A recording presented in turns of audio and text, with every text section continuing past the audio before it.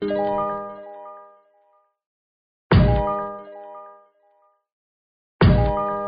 trop un coin.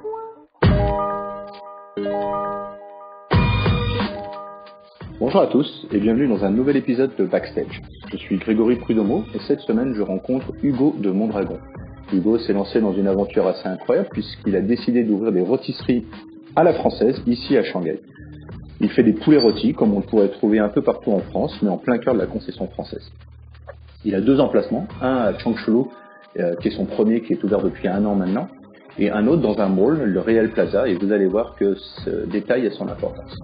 Alors dans cette interview, on se rend compte que Hugo a une expérience assez incroyable, puisqu'il a été consultant indépendant sur plein de projets dans différents pays, il a beaucoup voyagé, et même s'il a que 28 ans aujourd'hui, vous allez voir que toutes ces expériences lui permettent de se lancer dans un métier qu'il connaissait peu, qui était la restauration, même si c'est quelqu'un de passionné, vous allez vite le sentir. Mais aussi, il est aujourd'hui le capitaine. Alors, il a des partenaires, il a un réseau d'entraide, il a aussi une très bonne équipe. Mais voilà, il est dans ce rôle un petit peu nouveau où c'est à lui de faire les choix et d'avancer tous les jours et de trouver des solutions. Alors, dans cet épisode, on parle de plein de choses. On parle d'entrepreneuriat, on parle de la complexité de trouver des solutions au jour le jour. Je pense que même si la Chine a son petit côté un petit peu différents. Je pense que c'est les galères que les entrepreneurs dans le monde entier peuvent trouver, mais aussi les succès, les développements qui sont prévus à son projet et comment lui voit les choses. Alors on parle d'un sujet qui me touche beaucoup puisqu'on parle de la restauration, c'est un de mes sujets préférés, et vous allez voir que j'espère qu'en tout cas vous allez aimer cet épisode autant que moi j'ai aimé le faire. Si c'est le cas, inscrivez-vous, abonnez-vous sur SoundCloud, sur iTunes. Parlez-en à vos amis, laissez des commentaires et n'hésitez pas à m'envoyer des feedbacks. Comme vous le voyez, j'essaye d'améliorer tout ça. Et on se retrouve après cet épisode pour le mot de la fin. Ok, bienvenue Hugo.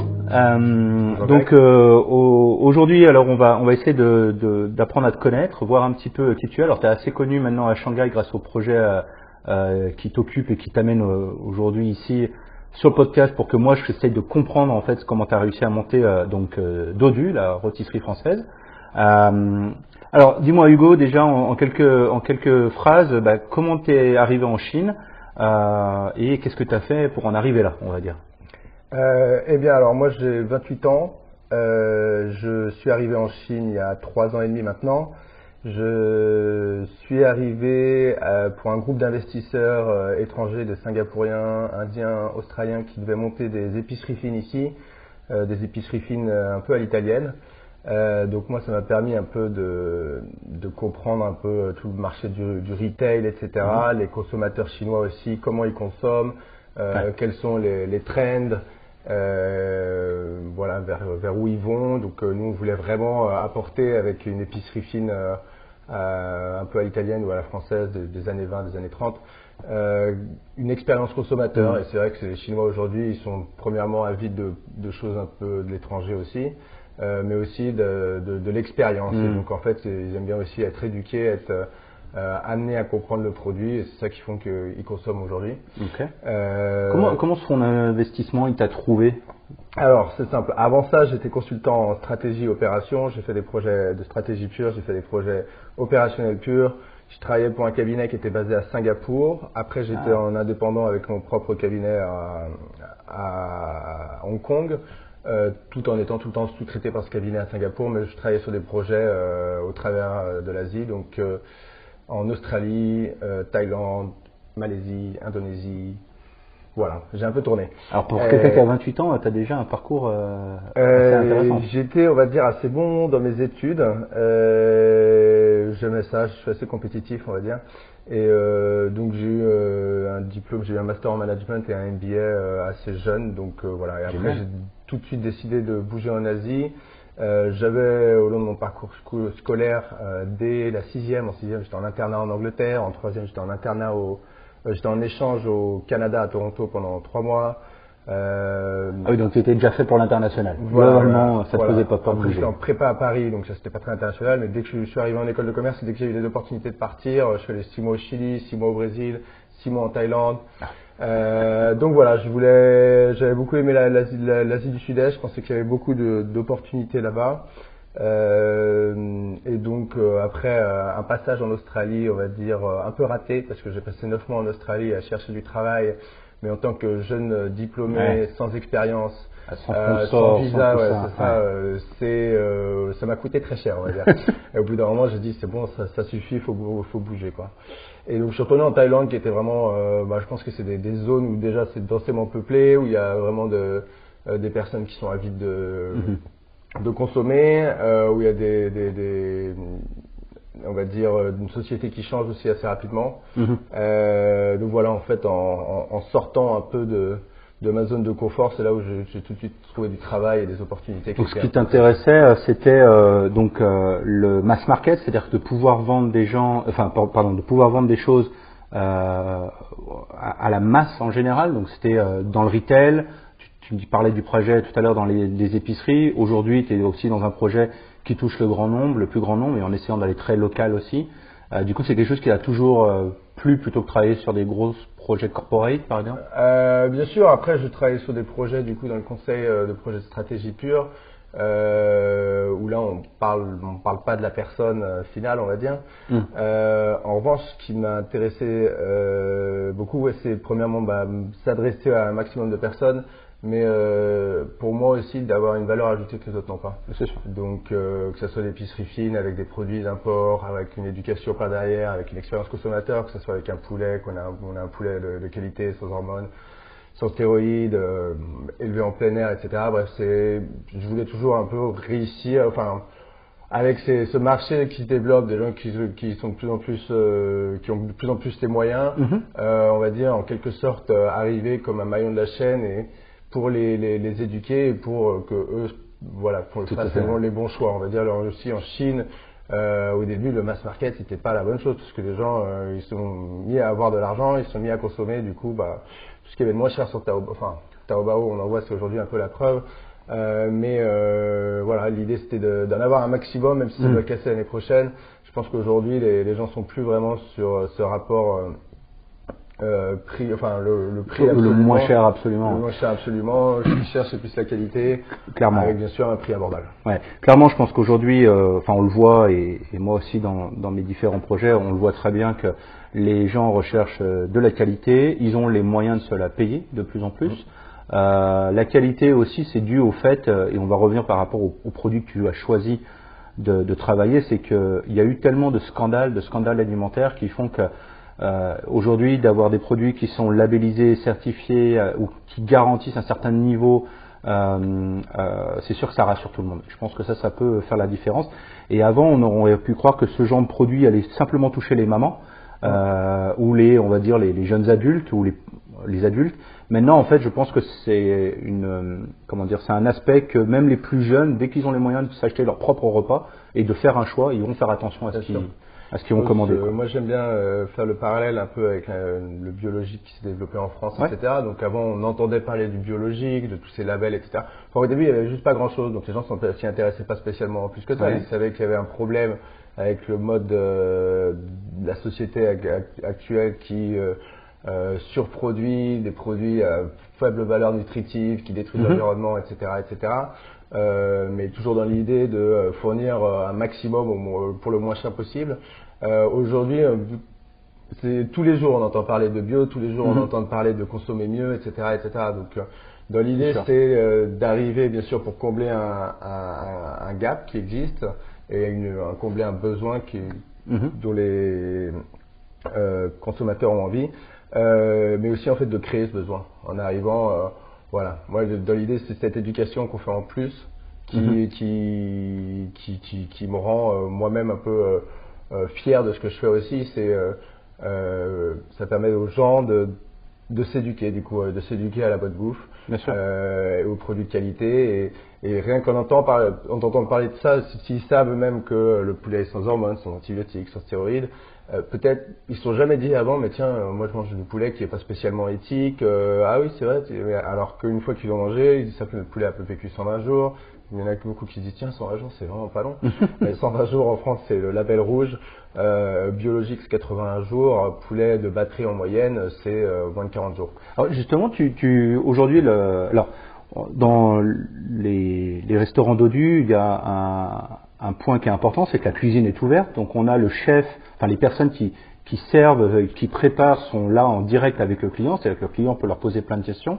Est-ce que tu vois aujourd'hui les consommateurs chinois qui justement sont curieux d'essayer de comprendre d'où ça vient et tu sens qu'il y a un truc qui est en train de se passer où justement c'est important pour eux et que c'est pas simplement du poulet? Je pense que c'est pour ça déjà qu'ils viennent chez nous. Ouais. Et ce que je trouve très intéressant, c'est qu'en fait la qualité se ressent dans le goût aussi. Donc un poulet qui a été bien élevé par le fermier, il est meilleur. Il y a des os qui sont durs, il a une chair qui est plus ferme, qui a plus de goût. Et les gens font la différence. Donc ce qui me fait plaisir, c'est de voir les gens qui reviennent et qui disent de plus en plus, non, j'ai pas envie de consommer des produits. Un petit poulet de batterie qui a une vie certes courte, mais voilà, assez. Et alors, pour revenir un petit peu en arrière, c'est donc au niveau des produits comme ça de poulet rôti. Alors ça, c'est classique en France. Hein, c'est clair qu'on en trouve dans quasiment chacune des petites rues des grandes villes. On va dire, on va trouver quelqu'un qui fait un poulet rôti et ça sent bon dans toute la rue. C'est le plat familial de la grand-mère le dimanche, hein, ça c'est classique. Il n'y a pas un mois qui passait sans que ma grand-mère n'en mettait un sur la table, ça c'est, je pense que je dois vérifier, mais je suis à peu près sûr de ça. Comment toi, tu as eu l'idée par rapport à tous les projets que tu voulais faire, on sent clairement que tu es un entrepreneur, donc tu as vu plein de choses, tu as dû étudier plein de projets, et comment en fait le poulet est arrivé comme étant une évidence pour toi et tu dis on va faire ça quoi. Est-ce que c'est une idée qui vient de toi ou en fait, plusieurs ou en gros, moi j'aime beaucoup le poulet rôti, j'aime beaucoup la cuisine, donc un projet dans la restauration ça m'avait toujours intéressé. J'avais fait des entretiens en école de commerce et à l'EDEC où j'ai finalement terminé. L'entretien avait duré 1 heure, j'avais parlé pendant 45 minutes de cuisine et à la fin il m'avait dit mais Hugo, c'est pas une école de commerce que tu dois faire, c'est une école hôtelière ou une école de restauration. Ce à quoi j'avais répondu, la restauration, pour moi, c'est plus quand j'aurai 50, 60 ans. Ça me fait plaisir de servir les gens. En revanche, c'est vraiment chronophage. Ça prend tellement de temps. Pour souvent, pas beaucoup de... les revenus sont pas forcément... Voilà, les revenus suivent pas souvent derrière. Mais du coup, en fait, j'ai réussi à allier les deux avec mes études de commerce et la restauration. Donc ça me ravit. Le projet m'est venu en tête parce que le poulet rôti déjà, moi aussi j'avais ça tous les dimanches avec ma grand-mère. Poulet rôti, frites maison et concombre à la crème, c'est classique. Et puis des pâtisseries qu'on achetait, on les faisait pas nous-mêmes celles-là. Mais en gros, je travaillais du coup sur ce projet d'épicerie fine et j'avais proposé parce que j'avais eu une envie soudaine un jour de poulet rôti et à l'époque j'avais trouvé en cherchant un peu qu'il n'existait aucune bonne alternative. Et il existait des personnes qui vendaient du poulet rôti, mais des petits poulets rôtis pas chers du supermarché, à je ne sais quoi, et je ne citerai pas le concurrent, mais c'est pas vraiment les concurrents non plus parce que c'est un autre mode de consommation. C'est pas du tout le même produit. Hein. C'est pas du tout le même produit, mais voilà, c'est pas ce qui me plaît. Bref, cette expérience de produit français qui est phare dans la cuisine française, qui plaît à tous les Français, et que tous les Chinois qui sont allés en France ou tous les étrangers qui sont allés en France savent qu'il y a des poulets rôtis partout, ça sent le poulet rôti le dimanche, n'importe quel jour de la semaine. Voilà, il n'existait pas ça à Shanghai.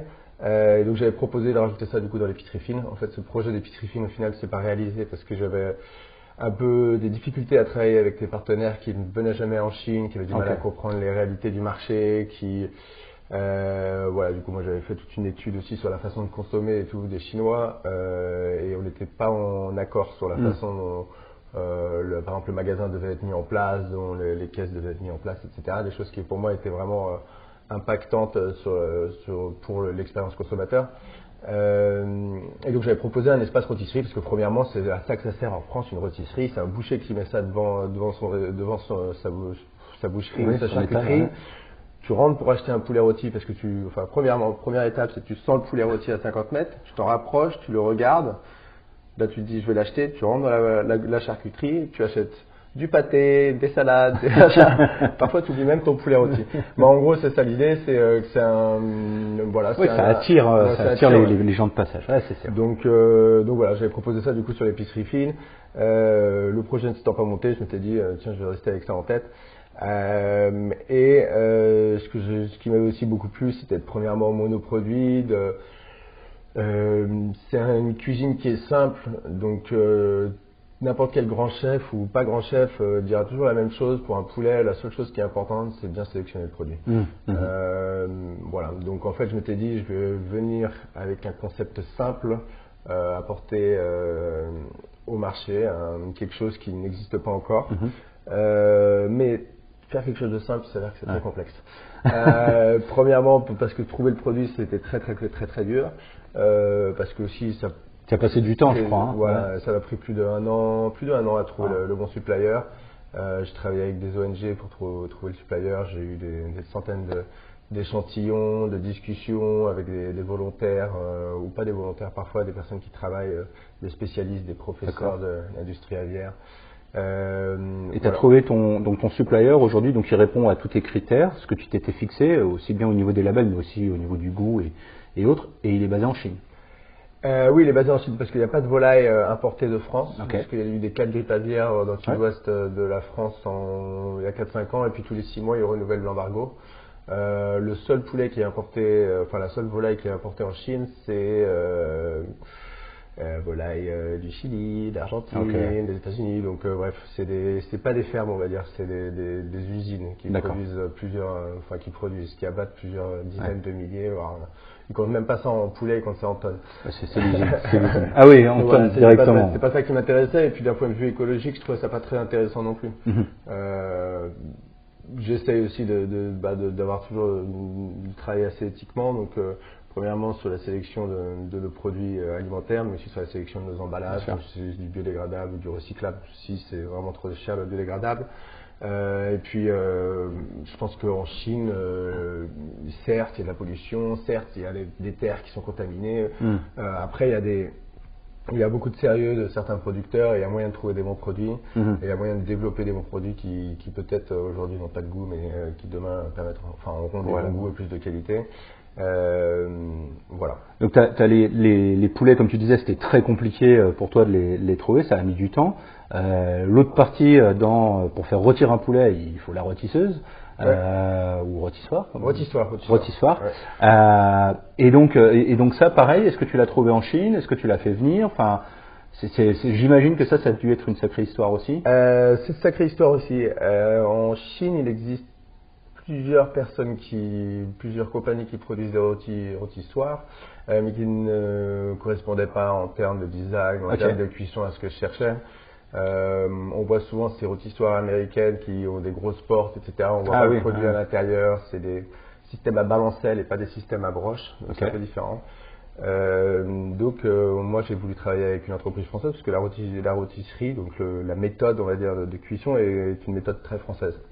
Ça existe depuis le 6e siècle en France. On appelait ça les galopins, ceux qui s'occupaient de tourner les broches avant.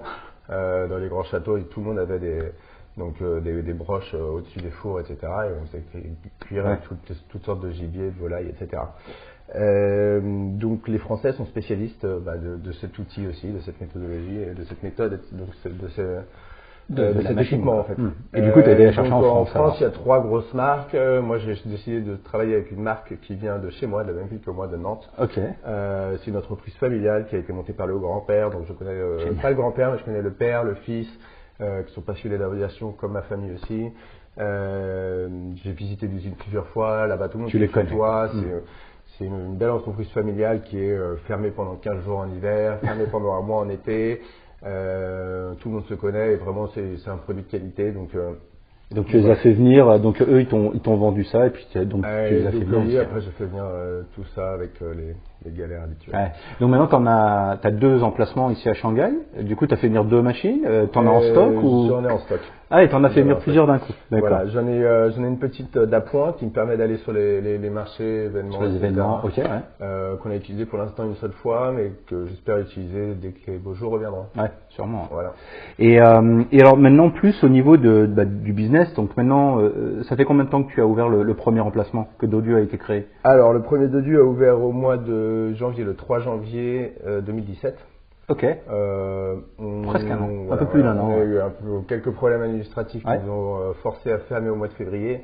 Donc c'est pas vraiment encore une vraie année. D'accord. Voilà. Et alors après voilà, bon, cette première année il s'est passé plein de choses puisque tu as déjà ouvert un deuxième emplacement au Real Plaza à Ting'an dans Shanghai et quelles ont été les plus grosses galères que tu as pu rencontrer selon toi? Parce que tu en avais déjà fait un peu du business en Chine, tu as déjà fait pas mal de choses. Est-ce que tu as rencontré des choses que tu as... Eh bien, j'ai appris deux choses en fait. J'ai appris premièrement l'entrepreneuriat. J'avais quelques expériences d'entrepreneuriat, souvent de l'entrepreneuriat, mais pas spécialement avec mon argent. Ouais. Ou l'entrepreneuriat où j'étais plus investisseur financier, donc c'était plus simple. Enfin, où vraiment, j'étais pas le capitaine, on va dire, du bateau. Là, donc du coup, j'ai vraiment découvert deux choses à la fois. J'ai découvert premièrement l'entrepreneuriat en étant tout seul, et c'est vrai que ça, c'est quelque chose qui est dur, c'est que quand on travaille pour une société, on est développé par les personnes plus seniors, on fait des erreurs, mais c'est la société qui casque au pire, ou le client. Dans la restauration, enfin, ou dans l'entrepreneuriat, c'est toi là, en haut, et ta décision, c'est ta décision, qu'elle marche ou qu'elle marche pas, c'est toi qui vas payer. La deuxième chose que j'ai découvert, c'est la restauration, que je ne connaissais pas du tout. Donc j'adore cuisiner, j'adore créer des plats. Après, créer des plats en large quantité, c'est autre chose. Créer rapidement. Donc t'aimes bien le challenge parce qu'a priori, tu connaissais pas l'entrepreneuriat, tu connaissais pas la restauration, tu as fait les deux quoi. J'ai fait les deux. Et j'avais jamais travaillé avec les Chinois vraiment. J'avais travaillé du coup dans plusieurs pays d'Asie avec des cultures différentes. Ça, du coup, je pense que j'avais un certain degré d'adaptation. Après, il y avait beaucoup de choses du coup que j'ai dû apprendre aussi. Premièrement, je pense qu'il est très important d'apprendre le chinois. Je le maîtrise pas vraiment encore, mais je prends des cours et j'y travaille. Je pense qu'il est très important aussi d'apprendre la culture du business sur place. Voilà, les gros défis que j'ai eu aussi que je pensais pas avoir, malgré tous les conseils et toutes les choses que les autres entrepreneurs dans la restauration m'avaient dit. Ils m'avaient dit tu vas avoir des endettements potentiellement avec des complications administratives, on va dire, pour dire ça comme ça. Tu vas avoir des problèmes avec tes employés, tu vas avoir des problèmes avec tes voisins, etc. À peu près tout m'est arrivé. donc voilà, en fait, être un bon entrepreneur pour moi, enfin être un entrepreneur, c'est d'abord vivre au jour le jour les problèmes, ne pas se laisser dépasser par eux. Et les problèmes, de toute façon, il y en aura toujours. Donc, c'est apprendre à les gérer avec calme, le plus rapidement possible, avec les bonnes ressources. Non, mais c'est clair. Je pense que en Chine et encore peut-être plus qu'ailleurs, c'est ce que je dis souvent. En fait, on te demande de jouer à un jeu en Chine et on te demande de le gagner, ce jeu-là, c'est-à-dire gagner, d'être successful, de réussir ton projet, etc. Mais le problème, c'est que en étant étranger, vivant ici, ou même si on comprend un petit peu le chinois, on n'a pas non plus accès à 100% des règles. Voilà, les règles, tu les découvres au fur et à mesure. Donc, tu joues à un jeu au jour le jour où, justement, t'as pas encore toutes les règles et tu vas les retrouver. Donc après, je pense que l'attitude de l'entrepreneur ici, c'est pareil partout dans le monde, tu me diras, mais je pense qu'en Chine, nous, on le voit bien au jour le jour, c'est qu'il faut se débrouiller. Chaque jour, il va y avoir un nouveau problème. Il va falloir trouver une solution. Il n'y a pas d'autre secret. De toute façon, il n'y a pas de solution. Il faut bien que tu la trouves, celle-là, de solution. Elle ne va pas te tomber du ciel. Donc, je pense, et je ne sais pas si c'est ton cas, mais je pense qu'il y a l'avantage qu'il y a, c'est quand même une communauté assez soudée à Shanghai et même au sein du monde F&B, il y a quand même pas mal de gens qui arrivent à s'entraider un petit peu. J'ai l'impression qu'on est passé par certaines périodes dans les dernières années avec une période où les entrepreneurs français dans le F&B gardaient un peu leurs infos pour eux. Après, on est repassé par des périodes qui ont été un peu plus ouvertes, il me semble, et donc j'espère qu'en fait on peut trouver des solutions. Bien sûr, moi ça me semble. Premièrement, il y a toutes ces personnes de la même industrie que nous qui m'aident et qui m'ont aidé, qui m'aident grâce à tes groupes WeChat ou toi-même aussi. Je pense que c'est important. Je pense qu'il y a beaucoup de personnes qui aussi qui apprécient le projet. Voilà, et entre entrepreneurs motivés qui ont envie de réussir en Chine, se serrer les coudes, c'est important. Alors moi, il y a un truc qui m'épate depuis que je te connais, c'est ce que je dis à tout le monde quand je parle de toi, c'est que tu fais tout quoi. j'ai l'impression en fait que, comme tu disais tout à l'heure, tu es le capitaine, mais en fait, on a vraiment l'impression que tu es sur tous les fronts, et plutôt avec brio, hein, jusqu'à présent. En tout cas, j'ai l'impression que ça a l'air de fonctionner. En tout cas, de l'extérieur, hein. Il y a peut-être des moments de panique tout seul dans ta cuisine. J'ai des moments de panique, j'ai des moments de stress. J'ai heureusement une copine qui m'aide à canaliser un peu tout ça. Il y a aussi des moments où on se sent seul aussi parce que justement on va pouvoir écouter des avis de diverses personnes. Bien sûr, hein. Mais à la fin c'est quand même à toi de décider. Voilà, c'est à moi de décider.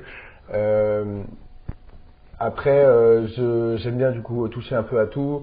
Je pense que j'ai appris du coup dans le conseil, que ce soit en stratégie ou en opération, j'ai appris à travailler sur des industries très différentes, donc à devenir très technique sur des aspects très spécifiques. Enfin, je travaille dans l'industrie des mines, je travaille dans les mines de charbon en Indonésie. Pendant 6 mois, j'ai appris tout de suite à ça, c'est différent. Presque à manier des pelleteuses, on va dire. Mais en gros, ce qui est important, ouais, je pense, surtout quand tu es tout seul dans le business, enfin, j'ai des partenaires qui m'aident beaucoup. Mais qui sont du coup pas les captains, on va dire, peut-être plus des matelots ou plus des personnes, on va dire, qui sont restés sur la terre, au port, à m'envoyer des messages pour me dire Hugo, à bâbord, à tribord. donc voilà. J'aime bien, du coup, moi j'aime beaucoup la cuisine, donc j'aime bien me focuser là-dessus. On est un petit restaurant avec un food cost qui est assez élevé parce qu'on vend un produit de qualité. J'avais pas envie d'avoir un prix trop élevé non plus. Je veux être accessible avant tout. Donc en gros, j'ai aussi une équipe qui est très motivée, qui travaille très bien, etc. Mais qui sont tous assez jeunes. Donc il faut faire ce travail de training, de management, etc. Et pour l'instant, je touche à tout parce que aussi j'ai juste il n'y a pas d'autre façon de faire. J'ai un chef qui était avant un très bon cuisinier, mais qui apprend à être chef aussi. Mais bon, du coup, c'est un peu moi qui lui apprends à faire un travail que moi-même je ne sais pas faire. Enfin, je n'ai jamais fait avant. Mais voilà, donc que ce soit la création des recettes, le marketing, heureusement, j'ai de l'aide aussi. Les finances, la compta, je pense que c'est important de tout savoir mieux faire que les autres. Enfin, dans sa société, voilà, le truc c'est qu'aussi tes employés vont souvent essayer de te coller. Ah tiens, mais tu sais comment faire ça? Ah bah tiens, mais d'après toi tu fais ça quoi? En Chine c'est important, le chef, on va dire, le boss, c'est celui qui montre la voie, quoi. C'est celui qui montre le chemin aux autres. Donc il doit être capable de trancher, de prendre des décisions, de savoir un peu mieux que les autres, comme tu dis. Et puis après, moi c'est aussi un truc que j'essaie de bien appliquer tout le temps, c'est qu'il est hyper difficile de sous-traiter ou de déléguer si toi-même tu sais pas faire un petit peu. Donc tu es obligé de savoir faire parce que peu importe ce qui se passe dans ta cuisine, si toi-même tu sais pas le faire, en gros comment tu vas expliquer à quelqu'un d'autre? Donc là je pense que c'est indispensable. Et alors, comment tu fais toi pour continuer à apprendre au jour le jour? Parce que tu es challengé en permanence dans un milieu que tu découvres maintenant que tu commences à connaître, hein, mais que tu découvres encore au fur et à mesure. Tu es en pleine expansion, donc ça veut dire que maintenant tu vas ouvrir des nouveaux emplacements, donc il faut discuter les emplacements, il faut discuter les règles. Comment tu fais pour rester à... Comme tu disais, il y a tout un réseau qui vient supporter ça aussi. J'ai la chance du coup d'avoir d'autres personnes dans le FNB auxquelles je peux faire confiance. J'ai des partenaires aussi qui sont toujours là. Qui ont de l'expérience dans le domaine en plus. Qui ont de l'expérience dans le domaine, la plupart. Et donc du coup en fait j'ai quand même un panel de partenaires avec moi, certains qui sont plus spécialistes de la finance, d'autres qui sont plus très bons sur les emplacements et la stratégie, d'autres plus sur la marketing et com et tout. Donc voilà, après ce qui est important, moi c'est je pense toujours de rencontrer des personnes qui peuvent venir de milieux différents, qui peuvent avoir de l'expérience dans la même sorte de choses, qui peuvent avoir de l'expérience dans l'entrepreneuriat ou dans la restauration, mais qui permettent du coup de prendre du recul sur les choses. Parce que c'est vrai que quand on est la tête dans le guidon tout le temps, on fait les choses, parfois on corrige quand on se rend compte qu'on fait des erreurs et tout, mais on prend pas le temps de regarder la big picture comme on dit, et prendre du recul et se dire attends, peut-être c'est un problème d'organisation dans mes ressources, peut-être moi je devrais réorganiser, peut-être l'erreur elle vient de moi, voilà. Du coup c'est difficile de se remettre en cause? Remettre en question plutôt même? Je me remets en question constamment. J'ai ma copine qui est souvent là pour remettre en question, donc ça aide. On peut compter sur elle. On peut compter sur elle. Non, mais j'aime bien ça, j'apprécie sa franchise. Mais c'est important, je pense. C'est difficile. Après, en revanche, il faut vraiment prendre du recul. Parfois, se dire ok, alors il y a tous ces problèmes opérationnels, tous ces problèmes avec mon staff. J'ai l'impression qu'ils font pas bien les choses. Mais attendez, que c'est moi qui leur ai mal appris? Peut-être. Est-ce que c'est peut-être, faut aussi relativiser. Non, c'est sûr, c'est indispensable. On est en Chine, on est dans un pays où tout va très vite. Après, en Chine, il y a quelque chose qui est important aussi, je pense, si tu veux pas te faire dépasser, c'est qu'il faut pas chercher la perfection absolue. C'est le 80-20. C'est que ça va pas c'est pas de Pareto avant tout. Et puis aussi, dans la restauration, tu travailles avec des personnes qui, la restauration, c'est pas bien famé, on va dire. C'est pas un métier valorisant ici. Ceux qui le font sont très courageux. Mais c'est souvent des personnes qui ont pas fait d'études, donc voilà, moi je sais que j'aime beaucoup Excel, PowerPoint, etc. Mais quand j'envoie un document comme ça et qu'on me le renvoie, ils savent pas et que tout est, voilà, c'est juste que c'est vrai que si on n'a pas été formé à ça, voilà, c'est comme ça. Donc et alors c'est sûr que dans les cuisines ou dans la restauration en général en Chine, c'est pas encore un sacerdoce comme ça pourrait l'être en France, c'est-à-dire que les gens ne font pas ça par passion. Être maître d'hôtel ou être chef ou travailler dans une cuisine ne déclenche pas forcément des passions encore en Chine. C'est vrai que les parents ont plus tendance à préférer de voir leurs enfants sous les néons dans un cubicle, dans une grosse société, plutôt qu'en train de découper des poulets, ça c'est certain. Ouais, bien sûr, ouais. Mais bon, ça fait partie du jeu. Alors justement, on parle des parents. Qu'est-ce que ta famille dit de toi qui est parti à l'autre bout du monde faire rôtir des poulets? Ma mère dit tout le temps comment dire? Comment on dit la monnaie de la pièce? Je sais plus comment on appelle ça. Oui, c'est la monnaie de la pièce, c'est ça? Ouais. Parce que dit ma mère souvent, c'est la monnaie de la pièce. Je vous ai fait beaucoup voyager quand j'étais jeune, et maintenant vous êtes tous partis. Mon frère habite en Afrique du Sud, moi je suis ici, ma soeur en Belgique, donc elle est un peu moins loin. Mais j'ai eu la chance d'avoir une mère qui travaillait pour Air France. Donc j'ai beaucoup voyagé en étant jeune. On est une famille, mon père est d'origine mexicaine, ma mère d'origine belge.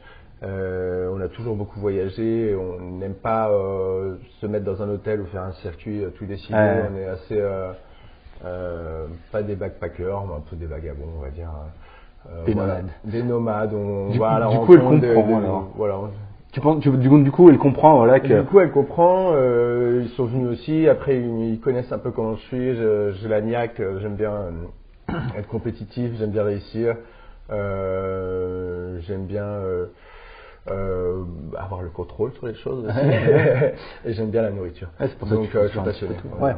Et alors, du coup, qu'est-ce qui va se passer d'ici, je sais pas, 2-3 ans, toujours à Shanghai, tu sais pas qu'est-ce qu'il y aurait après la Chine si demain on fast forward un petit peu et voilà, tu as bien développé Dodu, il s'est passé ce qui devait se passer, tu as fait rentrer d'autres partenaires, tu as vendu, tu as grandi.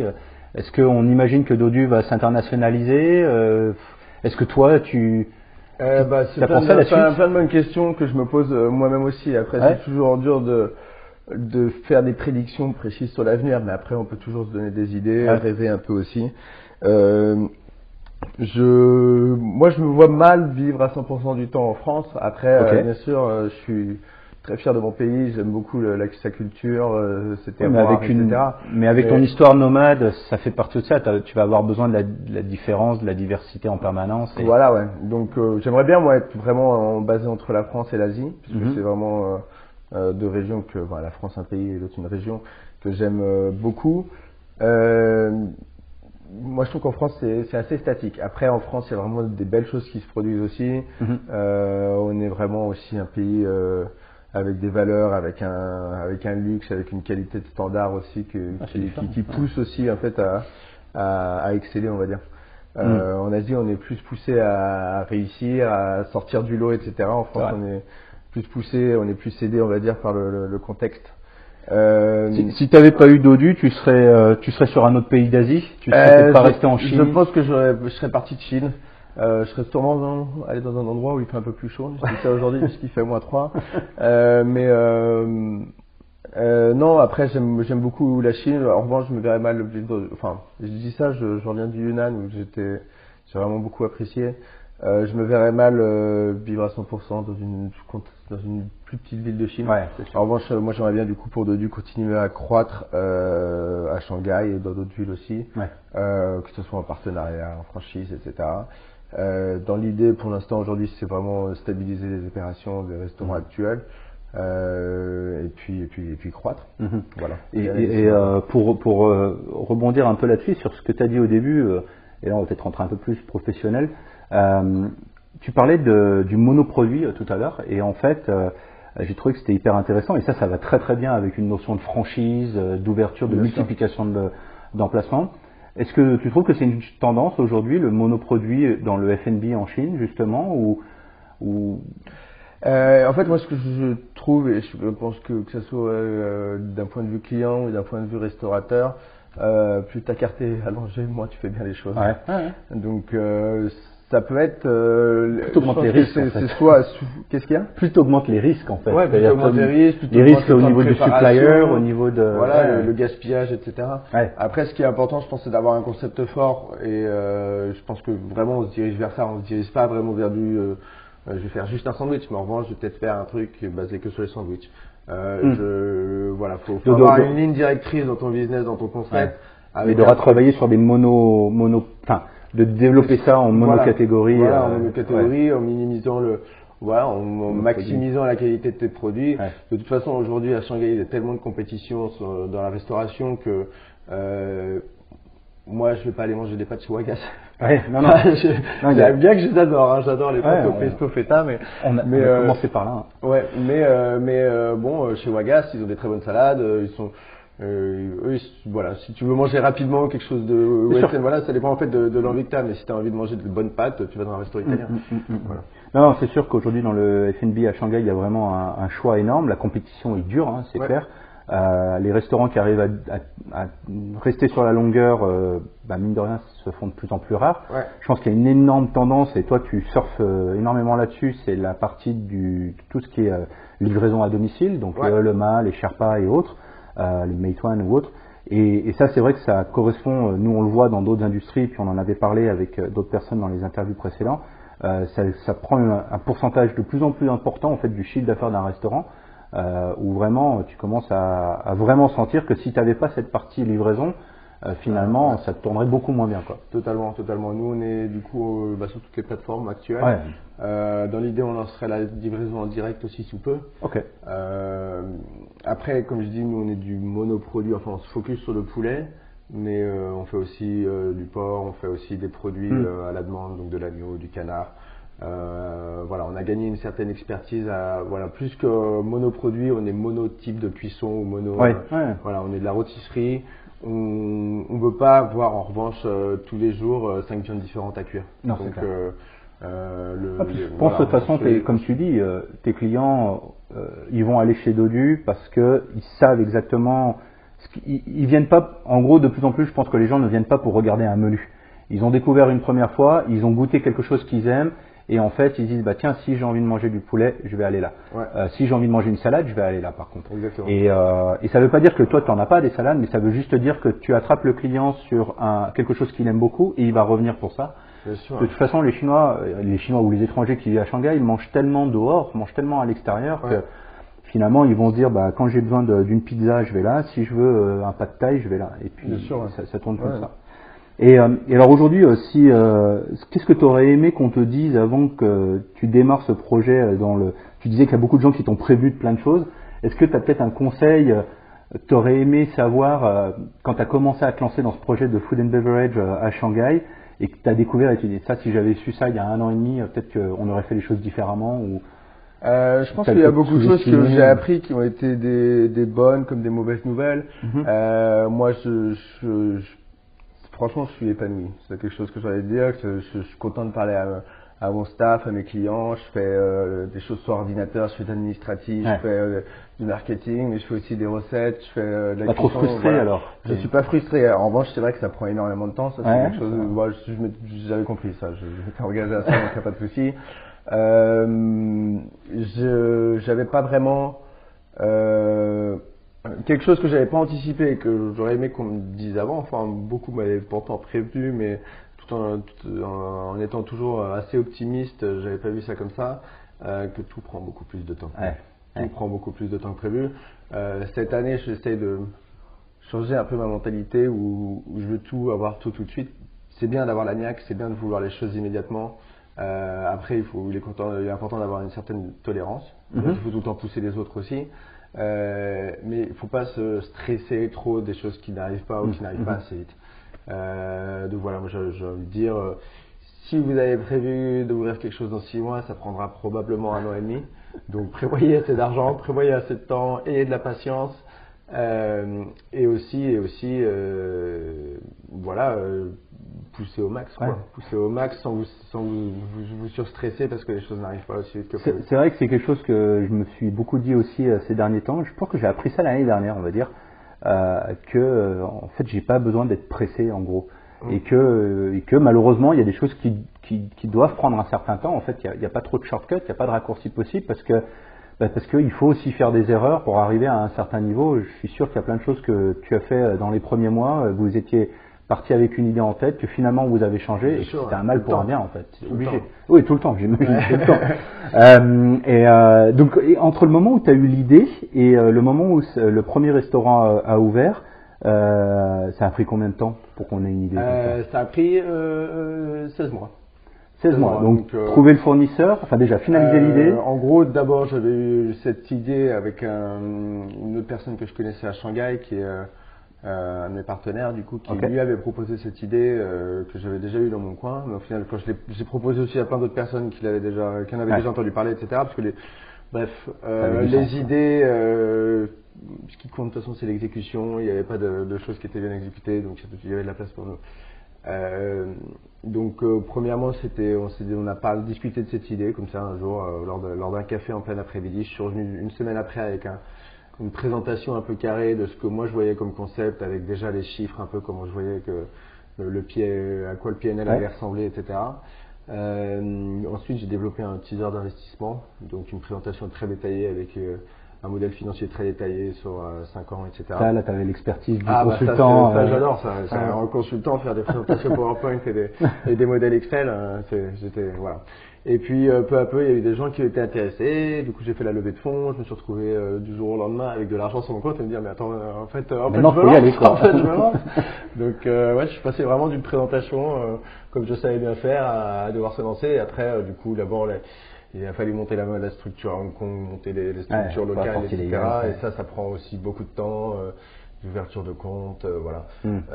Et puis en parallèle de ça, il y avait la recherche d'emplacement. C'est dur, en tout cas la recherche d'emplacement, puisque ce qui est très dur, c'est d'avoir des licences dans la restauration qui permettent du coup d'opérer un restaurant. Il y a 2 types de restauration. Il y a ce qu'ils appellent le light F&B, où c'est plus une cuisine froide, café, petit sandwich, salade. Souvent c'est un peu compliqué parce qu'il faut avoir une cuisine froide. Mais bon, des produits achetés ailleurs pour vendre. En revanche, quand tu fais de la rôtisserie, tu as de l'huile, tu as besoin d'une extraction. L'extraction, il faut qu'elle soit dégagée au dernier étage. Je crois que la règle, c'est moins de 100 mètres, plus de 100 mètres d'une résidence aux alentours. D'accord. Parce qu'en plus, toi, tu as un bas de porte sur ton premier, c'est-à-dire que tu es sur le trottoir, tu as un rez-de-chaussée, ce qui devient de plus en plus compliqué à Shanghai de trouver. Ça, c'est très dur. Aujourd'hui, c'est quasiment impossible. C'est pour ça que tout le monde est relayé dans des malls, quasiment. Donc, mais le problème, c'est que pour entrer dans un mall, il faut déjà avoir un restaurant.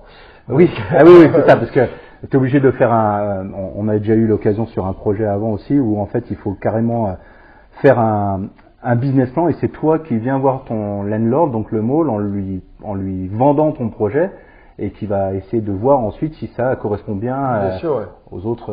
Donc en fait, il faut vraiment que tu ailles te vendre et que le mall il t'accepte, ce qui n'est pas encore gagné. Après, dans l'idée, c'est que dès que tu as plusieurs emplacements, c'est plus au mall de venir te démarcher, parce qu'ils se disent on a besoin d'un truc à burger, d'un truc à salade, d'un café, etc. Moi, il y a ces marques-là qui m'intéressent. Donc voilà, bien sûr, c'est toujours les plus gros, donc c'est souvent eux qui ont qui pèsent vraiment dans la négociation, mais il y a souvent plus d'espace de négociation, de petites négociations avec eux. Très bien. Enfin, on voit donc tout le projet. Déjà, on se rend bien compte que ça prend un temps fou. Toi, je pense que tu es arrivé au bon moment avec une bonne idée et que tu as pu peut-être te tourner vers les bonnes personnes. Qui ont bien compris et qui tout de suite, alors je dis tout de suite, mais on sait très bien que c'est pas du jour au lendemain, mais qui ont su t'apporter un certain soutien financier et puis autre. Et puis derrière, la problématique des emplacements des fournisseurs, le recrutement du staff, la formation, et puis ensuite il faut se faire connaître. Tu as fait quand même un bon travail côté PR. Tu penses que on voit qu'en fait dans la préparation que j'ai fait, on voit qu'il y a quand même pas mal d'articles qui ont été faits par les médias locaux, et c'est une démarche que tu as fait qui a été agressive, c'est-à-dire que c'est toi qui as été les chercher ces gens-là, ou c'est naturellement ils se sont dit tiens il y a un concept intéressant et on vient voir Hugo? Il y a eu un peu des deux en fait. On va dire les premiers mois, vraiment on a ouvert un soft opening. On s'est complètement fait dépasser. Ouais. Donc, les gens vous attendaient? Les gens nous attendaient, il y avait beaucoup qui nous attendaient. J'ai quand même pas mal de partenaires qui sont en Chine depuis longtemps, qui eux-mêmes connaissent beaucoup de monde. Donc voilà, moi mes amis étaient motivés par mon projet, mais les amis de mes associés, les amis des amis, etc. Et ça fait vraiment beaucoup de buzz tout de suite, ouais. sur la toile, enfin sur le WeChat surtout. Ce qui a joué en notre faveur, mais ce qui était non voulu au départ, c'est que tous les jours on était à court de stock, donc c'était une sorte de bonne pub. Ouais. Et voilà, et au final ça s'est venu assez naturellement. Et puis en Chine, voilà, souvent c'est au début 80% si dans ton resto tu as 80% d'expats et 20% de chinois, toujours comme ça sur le long terme, tu peux t'en dire que tu vas pas vraiment en ouvrir d'autres parce que tu te focuses vraiment sur une clientèle qui représente rien du tout, enfin du pourcentage de la population. Bien sûr. En revanche, je commence avec 80% d'expats et 20% de chinois. C'est un bon moyen d'attirer du coup de plus en plus de Chinois et de faire marcher le concept. Faire un bon coup de pub aussi. Voilà, moi si je vais dans une taverne italienne et que j'entends parler italien partout, je me dis les pâtes doivent être bonnes quoi. Un resto thaï s'il y a des thaïs, voilà. C'est clair. Donc voilà, et donc beaucoup de Français au début dans le restaurant, aujourd'hui beaucoup de Chinois, il y en a beaucoup qui ont été intéressés par le concept. Je pense que c'est juste quelque chose aussi qu'ils n'avaient pas spécialement vu et que moi c'était quelque chose vraiment que je voulais fournir, c'était une cuisine ouverte, une rôtissoire qui donnait sur la rue, donc voilà les poulets tournés comme ça c'est attirant, le resto sans le poulet. Ouais. Voilà, et donc c'est un concept qui a plu. Après bien sûr j'ai travaillé avec un Chinois, un Shanghaïen qui était plus dans les relations. Ok, dans les relations de presse. Dans les relations de presse, etc. Et ça aussi, ça nous a permis du coup d'avoir quelques articles en plus. Excellent. Et de couvrir un peu le marché. Ah, mais je pense que c'est réussi globalement. C'est plutôt bien réussi. C'est quelque chose de nécessaire en Chine en tout cas. Ah oui, il n'y a pas d'autre Moi, moyen. c'est vraiment pas ma spécialité, que ce soit le marketing, la com. Il y a beaucoup de personnes qui m'ont aidé là-dessus, donc il faut vraiment faire merci beaucoup. Et en revanche, c'est vraiment en Chine. Moi, je me suis toujours dit, il faut que je me focus sur la qualité de mes produits, la qualité de ma nourriture, etc. Mais c'est tellement plus que ça avoir un restaurant. C'est attirer les gens déjà pour qu'ils reviennent. Et puis gérer aussi toutes les autres choses, que ce soit le management, les choses administratives, les finances, voilà. Alors c'était l'année du poulet, hein, en Chine, hein, on termine, donc tu as bien fait, tu as démarré la bonne année. Qu'est-ce qu'on peut te souhaiter pour la suite? Alors si on se reparle dans un an, qu'est-ce que tu aimerais qu'on raconte? Bonne question. Déjà que je sois ouvert encore. Non, ça devrait aller. Non, vraiment que je continue à satisfaire une clientèle variée, que les gens continuent à venir et que j'ai peut-être un point de vente de plus, deux points de vente de plus. Bien sûr, j'ai pas envie d'avoir une expansion au détriment de la qualité ou à perte.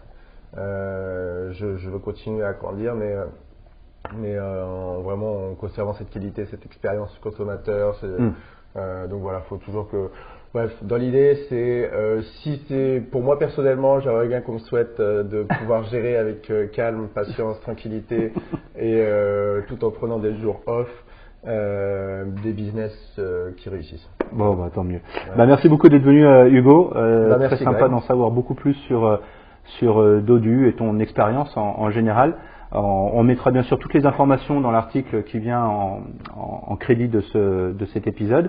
Et puis on te souhaite bonne chance pour la suite et puis à très bientôt là. Merci beaucoup Greg. Merci. Allez. Au revoir. Salut. C'est trop un coin.